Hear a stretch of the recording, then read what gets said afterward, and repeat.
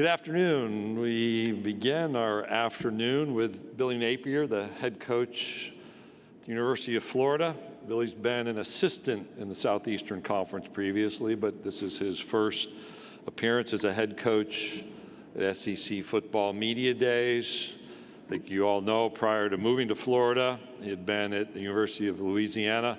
I have Southland Conference roots and those in-state Louisiana relationships. I kidded Billy, I know it is UL Lafayette, but officially University of Louisiana.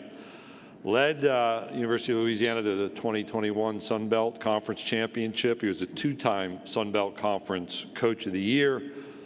His dad was a hero to him and a big part of why he's now in coaching. Initially, his dad, who was a high school coach, was his model. Billy's intent, like his brothers, was to coach at the high school level. And among other stops, he's been at Clemson, Alabama, Arizona State, and the University of Louisiana before the move to Florida. You may recall, in fact, I will note this one caught my attention. I think it was a halftime interview this past season when he said during that interview, "Scared money don't make money." And that's about how you call a game and how you play a game. That wasn't about NIL, folks. That was a good halftime comment. So it's my privilege to introduce to you the head coach of the Florida Gators, Billy Napier.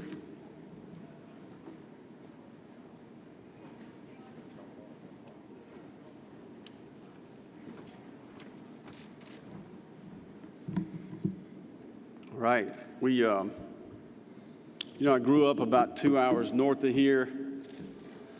And when I was growing up, my dad, anytime he would drop us off, whether it was at elementary school, middle school, to the church, maybe practice for a baseball, whatever the case may be, he would always ask us what our name was, right? We had to say our last name, and then he would say, "Represent," right? Well, today's a great day. Very humbled and honored to be here to represent the University of Florida and all the Gators, right?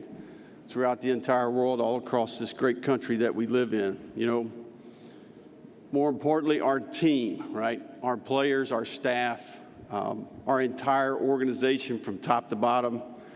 You know, one of the great things about the game of football is it requires hundreds of people to have success. Big role, small role, each person has an opportunity to be the difference, right? To make an impact. We're thankful for all the people, each one of those people that contribute to our team. You know, we're 7.5 months into this journey, and I've been very impressed with the leadership at the University of Florida. You know, our president, Dr. Kent Fox, on the university and foundation side, and on the UAA side, Scott Strickland's our athletic director. It's been fun to see their vision, and once on the inside, to see their execution. You know, we have an elite education at the University of Florida. It's a top 5 university. And we also have a championship culture amongst all 21 sports. You know, it's great to be a part of this team and work alongside these people. You know, we're thankful for their belief in our plan. And we're very appreciative of the resources they provided as we begin to take on this great challenge. You know, SEC Media Day is a special day. It means football's right around the corner. You know, when you think of this league, you think about the history, the tradition, the rivalries, the venues, the great players, the great coaches. You know, it's exciting to be a part of this league. I've been fortunate in my career to be in the ACC, the Pac-12, the Mountain West, the Sun Belt Conference, the MEAC Conference, and I played FCS level football in the old Southern Conference. You know, this is the SEC. It is the league. Quality personnel, quality coaching, the footprint, the passion. You know, it is the standard. It sets the bar. There's so much momentum, the credibility, and the stability. One of the greatest slogans of all time is "It just means more," right? And I think that explains it very well. You know, there's a lot of uncertainty about realignment. You know, I think the SEC is in a position of power. You know, I can't compliment Greg Sankey enough for his leadership. It's one thing to be on the outside looking in. It's another thing to be inside and experience. This is a fantastic organization. He's a special person and an unbelievable leader. the foresight, the wisdom, the integrity, the awareness, right? We're talking about high-level decisions here, and I really believe we're going to look back, and some of these decisions will be historic. We're excited about the player representation that we have here today. Veteran offensive lineman Richard Garage is from Tampa, Florida. He graduated this spring. He's played over 2,000 snaps for the Gators. Our quarterback, Anthony Richardson's here. He's from Gainesville, Florida. And veteran linebacker Ventrell Miller, who's from Lakeland, Florida. He graduates this fall. He's played over 1,500 plays in his career. These players represent our values. They have integrity. They're great teammates.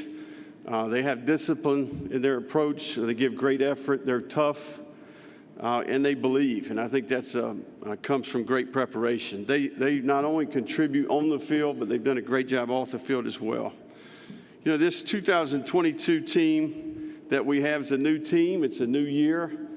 It's a new set of challenges and opportunities. I think each year and each team is its own entity. I think you got to start over every year. This is a first-year staff at a new place with a new roster. We've got a lot of players and a lot of staff that are learning our way, right? A lot of new roles. There's lots of roles to be determined on our team. We've got a core group of veteran players. We have a big portion of our team we think has ability but is inexperienced and needs to develop. And then we've brought in some young talent, high school, JUCO, and transfer players, about 34 new players overall. I like this group. I think they've got a chip on their shoulder. They're excited about the opportunity to earn some respect. Reality is in college football, 25 to 30% every year you're going to have attrition. And you're always a work in progress, whether it's year 1 or it's year 10. I've been very pleased with the offseason. Each phase, it's the first time we've done it at a new place with a new group of people, and we're learning together. We're currently finishing up week 8 of a 9-week program in the summer. It's important that we finish strong, and that's the focus. We want to try to create momentum for training camp. This group has embraced the work. I'm proud of our team. This team's not scared. They're tough. They love to compete. When you put the ball down, they're about it. And I'm excited about training camp. The next 40 days will be critical. We're going to work hard on developing the personality, the identity of this team, the daily approach, right? The self-discipline, the habit, the choices, focus that's required to be an exceptional player and have an exceptional team, and ultimately build habits. We're excited here as we approach training camp. We're going to move into the Hefner football training facility. It's an $85 million complex. It's 140,000 square feet. And I think if not one of the best, it may be the best in the entire country. And it will help us, as we move forward building the program. We've got a very challenging schedule. Obviously in the SEC East to go along with LSU and A&M as a crossover West opponents. Top 10 Pac-12 champ Utah comes to town for the home opener. And we're on the road at Florida State on a Friday night. It's a 6-day turnaround. And then we play South Florida and Eastern Washington in non-conference play as well. I want you to know we're very appreciative of the media and all the things that you do to contribute to the game, the great stories that you tell, right, about people, about teams, your pen, your keyboard, your lens, your camera, whatever the case may be.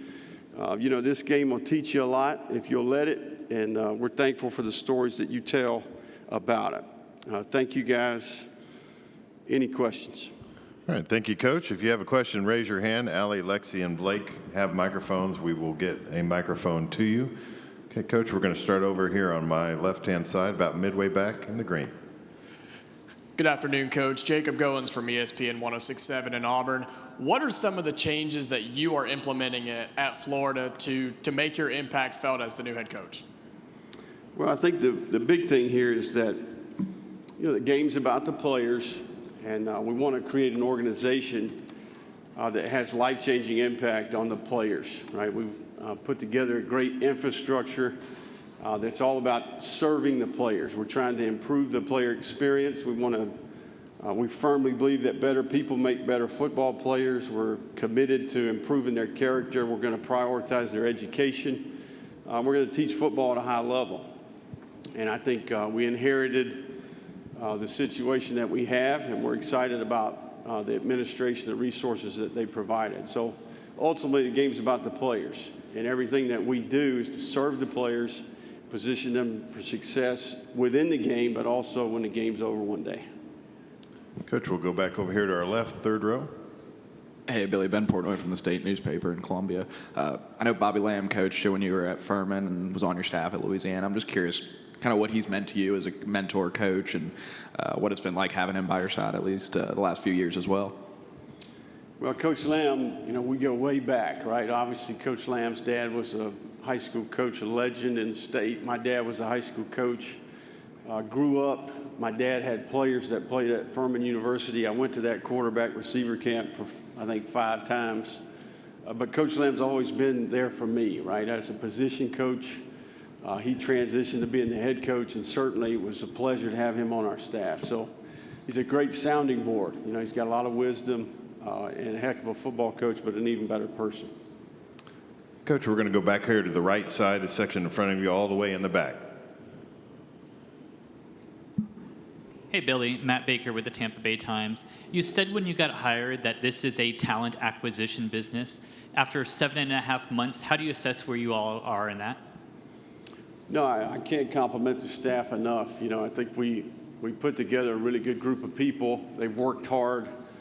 Reality is you have 4 opportunities to add players to your team. December, the winter portal period, February, and then the spring portal period.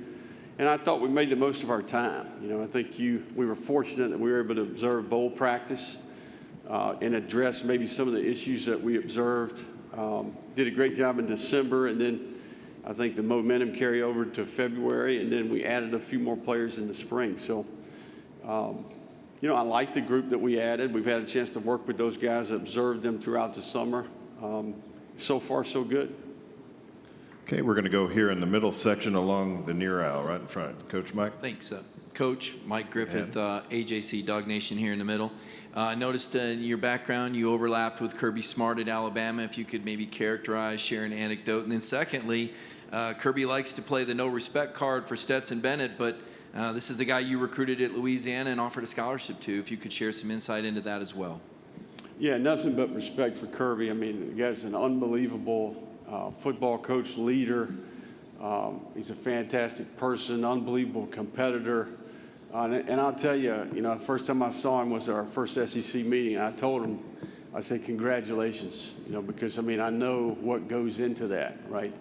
And I'm proud of the guy, just to be quite honest. He's done it, and he's done it the right way. He's going to be great to compete against him. I think Stetson is it's pretty awesome to turn the TV on and see that guy playing quarterback for the Dogs. He's committed to the University of Louisiana. Got an opportunity to go back and play. Had the confidence. You think about his character and his confidence and his abilities. Fantastic player and a great leader. Certainly, I can see why Georgia, took him. Coach, we'll go back over to my side, the left side, along the wall. How you doing, Coach? Scotty from Off Script. You've been a part of a lot of great coaching staffs, and you brought up the MEAC. Can you tell about what you learned from Coach Bodie Pugh at his time at South Carolina State and that atmosphere down at South Carolina State and what they produced down at South Carolina State as well? Yeah, no, I always will be indebted to Buddy. Gave me my first full-time job coaching the quarterbacks and calling plays. And to this day, if I get into a tough spot, he's a guy that I can pick up the phone and call. Just tremendous wisdom, right? Not only his experience with Brad Scott and Lou Holtz, but just being a high school coach. He's a great leader. He's got a great pulse for his team. He has the ability to connect. The guy's a legend if you've been around the guy. I can see why he's had the success he's had. And, that experience shaped my career. There's no question. It made me better, and I'm thankful for it. We'll go back over to our right, Coach, on the aisle. Raymond Parch, 103.7 The Game, Lafayette. Hey, Coach. 4 years in Lafayette running the Raging Cajuns, first-time head coach. What were the biggest lessons, your biggest takeaways in that 4 years that you're implementing now running the Florida Gators? Well, I think the first thing is you get put in these leadership opportunities, you quickly realize how important the people that you surround yourself with are. And I think we had success in Louisiana because we had an unbelievable staff and we had a great group of players. And then I think time is of the essence, right? And what you do with your time, how you allocate your time, not only with your staff and team, but also with your family, right? So unbelievable experience. And I thought we got a little bit better each year. I wouldn't be prepared for this job without that experience. And the people in Lafayette shaped me, made me better. I'm thankful for my time there. Coach, we'll go over here to our right, about 3 rows back on the aisle. Coach Stephen Hargis from the Times Free Press in Chattanooga. Just wondering what you learned from watching your dad's career, how he interacted with his players, his staff, and specifically how he continued to coach throughout his illness. You're trying to get me here today. Dad showed, I think sometimes when adversity strikes, you can choose character or you can choose to compromise, right? Dad did an unbelievable job. Every day he chose character. He relied on his foundation, which was his faith. He was a great example to a lot of people. Even to this day, it's impacted me and a lot of other people too. So thanks for the question.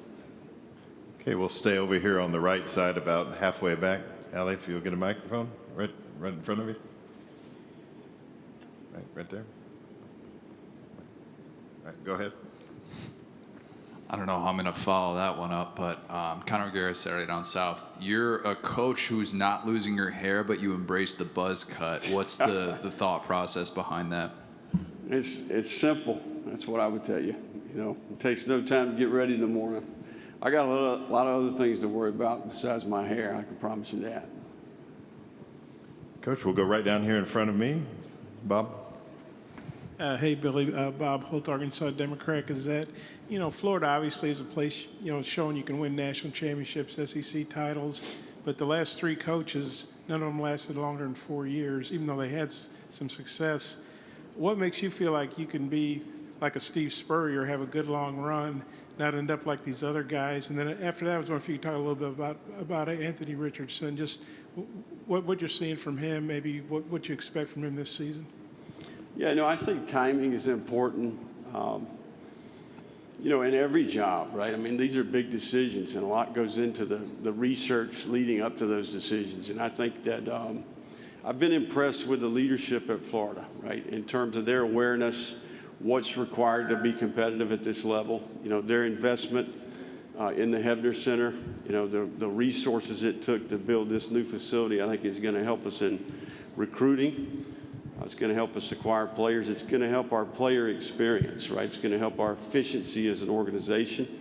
And they were committed to our vision and our plan, right? I think we're 20% bigger as an organization. We've modernized the approach, but we've got an incredible product. I mean, we have history, we have tradition, we have an elite degree. We have one of the best experiences for scholar athletes in the entire country. And it's been done before, and they're passionate about doing it again, right? And I think they understand maybe why there's been struggle, and I think they're working hard to address those things. But I love a challenge, and this is a challenge. And, I think we can get caught up in all that, or we can see an unbelievable opportunity, and that's exactly what I see. As far as Anthony Richardson's concerned, I've been impressed. I think he's remained humble. He's got a little bit of an edge. I think he wants to prove himself. He's still relatively an inexperienced player. I think he's played 221 plays or something like that. He's completed 33 passes. He has tremendous ability. He's working hard to develop, improve as a person, as a leader. He's working hard to increase his football IQ. His skill is developing, and I think he's prime to have a phenomenal year, but we've got a lot of work to do, right? And I think I told him, I can still remember in the spring game, I could see he had some urgency about him. And I told him, I said, it's important, this energy that you feel right now, you got to bring that and channel that energy each day between now and the next opportunity in the stadium. So we've seen that. You know, our routine for the quarterback is rigorous. He's embraced that, and he's making great strides. So, and I know he's looking forward to the opportunity. Coach, we'll go right in front of you here on the second row. Charles Odom with the Associated Press here in Atlanta. I wanted to ask if you could follow up on your comments about Kirby Smart. As you begin to build your program at Florida, do you see a sizable divide right now between the top and the rest in the conference, or do you see the fact that there have been 3 different national championships won by SEC teams the last 3 years? Does that provide you encouragement that this is more than just a one-team dynasty in the league? Yeah, I mean, I think we're all aware that if you can win your division, if you can win the conference championship here, you can be a national championship contender. The playoff is there. The path, it's been proven, you know, I mean. But to go back to what you're talking about, I think, you know, we're consumed with Florida right now. I mean, we've got a lot of grass to mow, right?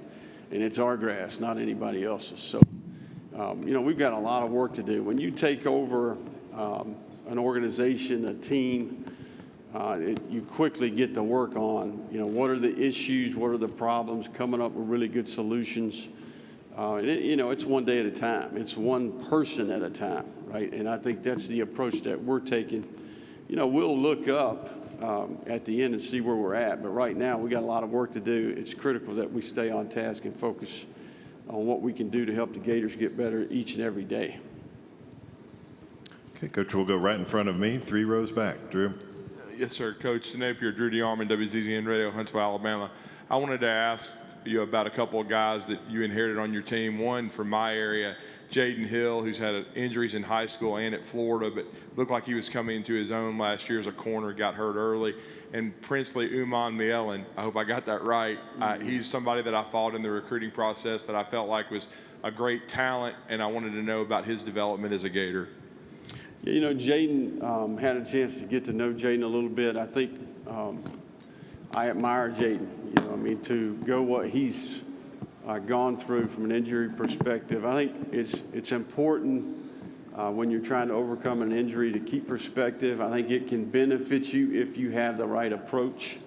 You know, it can create toughness. It can create resiliency.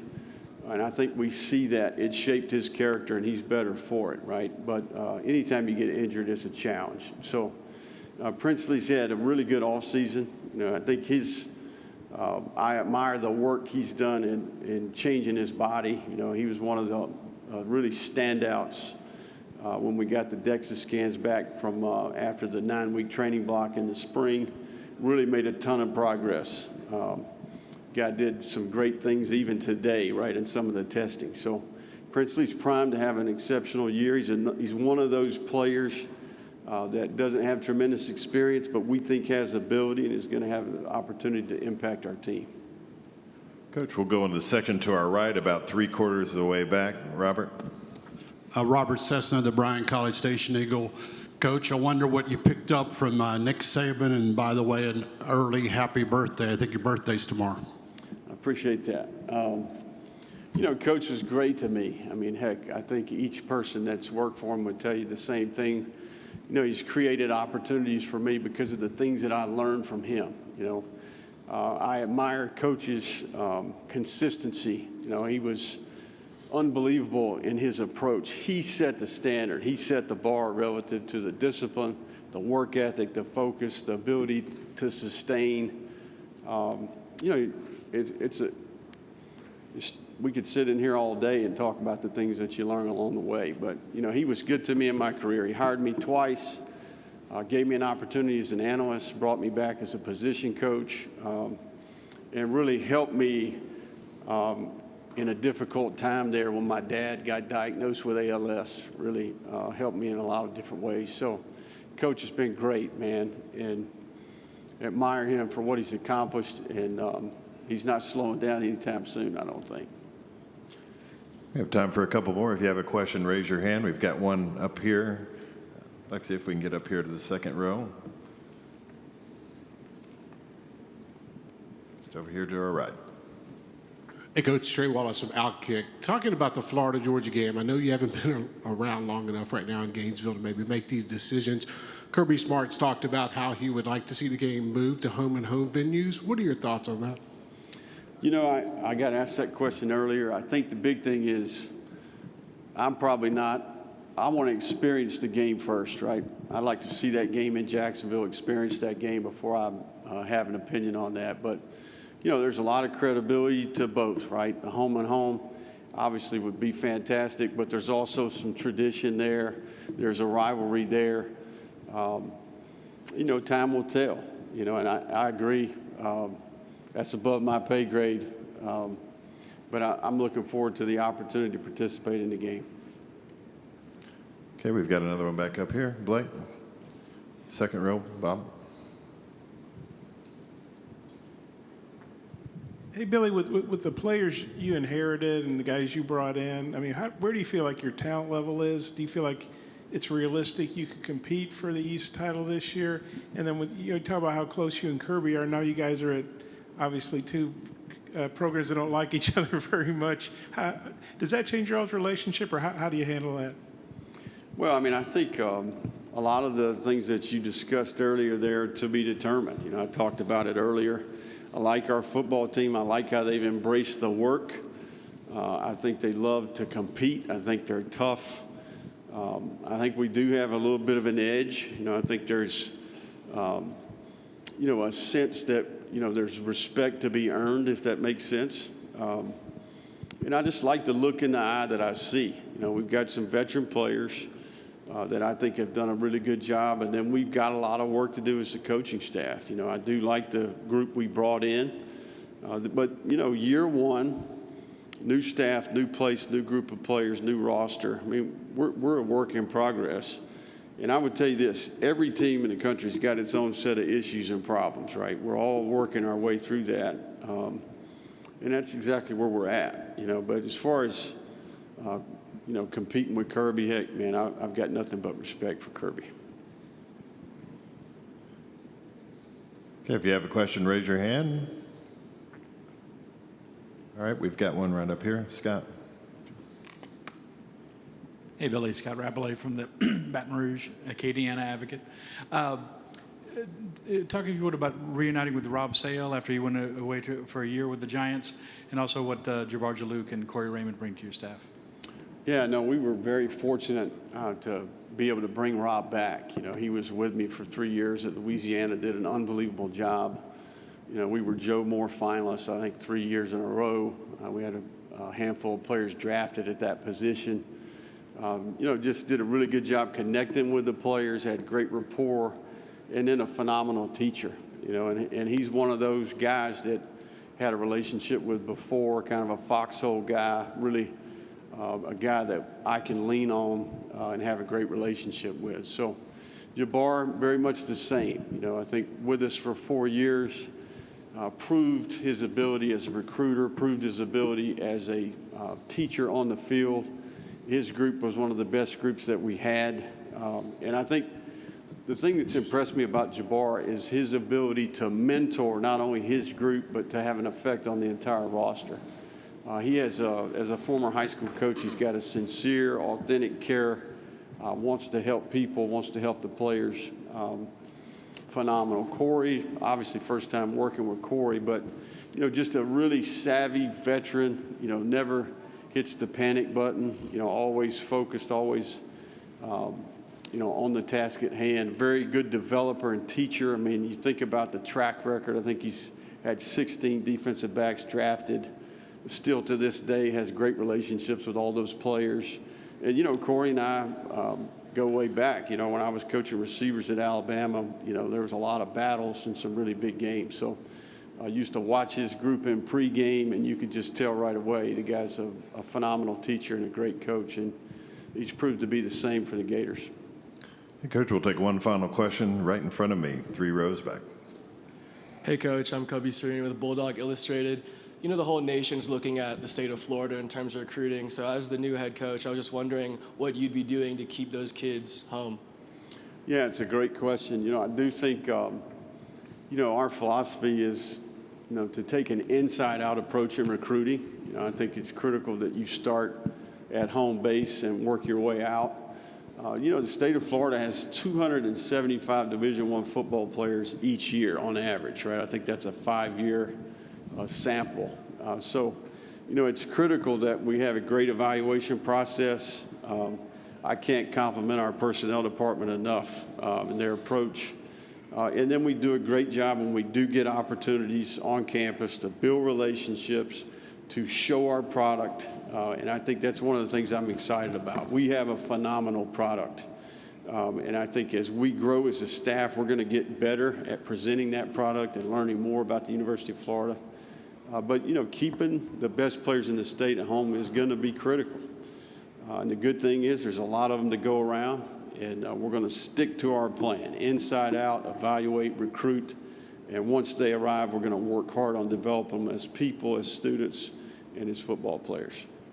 Coach Napier, thank you for your time this afternoon. Thank you.